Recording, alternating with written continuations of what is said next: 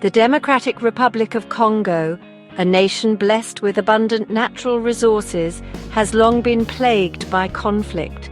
The DRC gained independence from Belgium in 1960, however, the transition was far from smooth. Post-colonial power struggles, fueled by ethnic tensions and political rivalries, created a breeding ground for unrest. This instability paved the way for a series of devastating wars, beginning in 1996, that continue to this day. These conflicts have had a catastrophic impact on the Congolese people. Millions have been killed, not just from direct violence, but also from disease and starvation. The fabric of society has been torn apart, leaving behind a legacy of trauma and displacement. Despite various peace agreements and international interventions, true stability has remained elusive. The discovery of vast mineral wealth, including diamonds, gold and coltan, has further complicated the situation. These resources, instead of being a source of prosperity, have become a curse, fueling greed and conflict. Armed groups, often backed by neighboring countries with their own agendas, vie for control of these riches, perpetuating the cycle of violence. Adding fuel to the fire is the M23 Rebel group, a predominantly Tutsi group that emerged in 2012. The M23 claims to fight for the rights of Congolese Tutsis, who they allege face discrimination.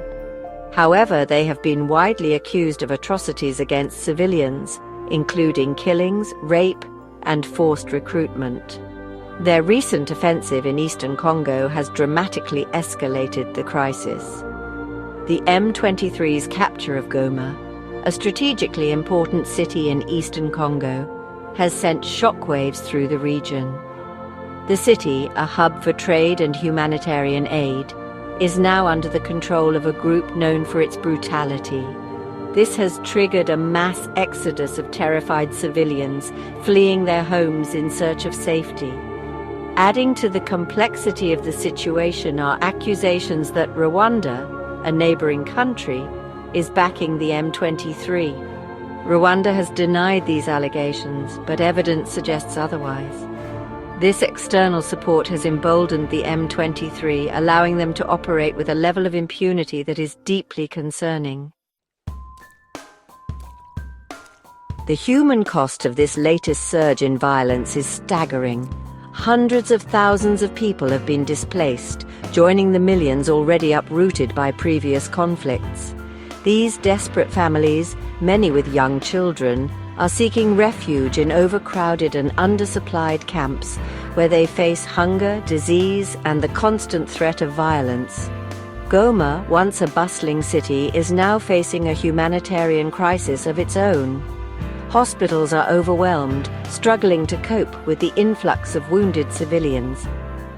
Basic necessities like food, water, and medicine are in desperately short supply.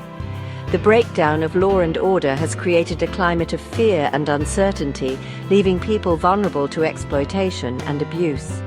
The situation is particularly dire for women and children, who are often the most vulnerable in conflict zones.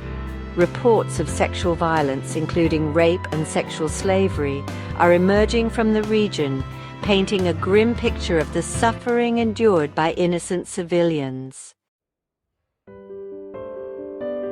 The international community has condemned the violence and called for an immediate ceasefire.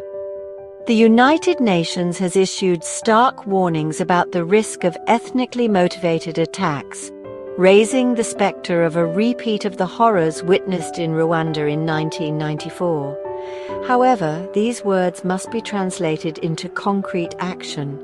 Targeted sanctions against those responsible for fueling the conflict, including individuals and entities providing support to armed groups, are crucial. The deployment of additional peacekeeping forces, equipped and mandated to protect civilians, is also essential to stabilize the situation. But ultimately, a lasting solution requires addressing the root causes of the conflict. This includes promoting good governance and tackling corruption, fostering inter-ethnic dialogue and reconciliation, and ensuring that the DRC's vast natural resources benefit its people, not those who seek to exploit them.